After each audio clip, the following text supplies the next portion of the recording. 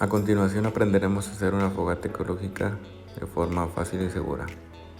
Lo primero que tenemos que hacer una vez que tenemos nuestra base, en este caso es una botella de chiles en vinagre con el sartén abajo para evitar que se salgan las cenizas.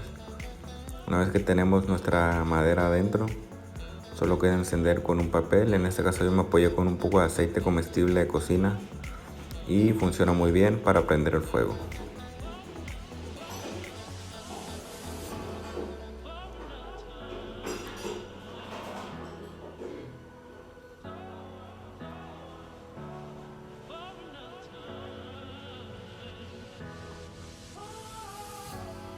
Una vez que ya prendió el fuego, así es como se mira, con los orificios correspondientes que le ayuda para una circulación correcta del oxígeno y no se ahogue nuestra fogata. A continuación ponemos nuestro sartén donde prepararemos nuestros alimentos. En este caso voy a preparar un café. Voy a hervir agua.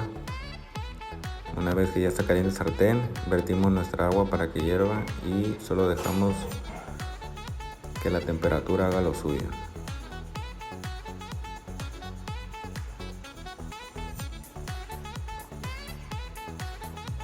Después de unos minutos, así es como se mira el agua hirviendo.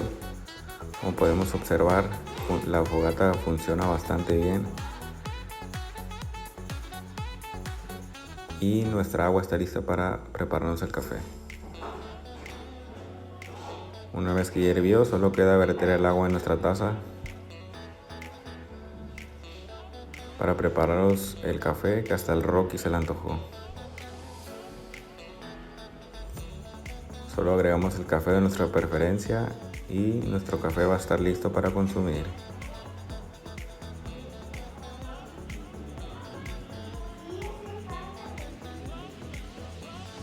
Y así es como queda el café con fogata ecológica.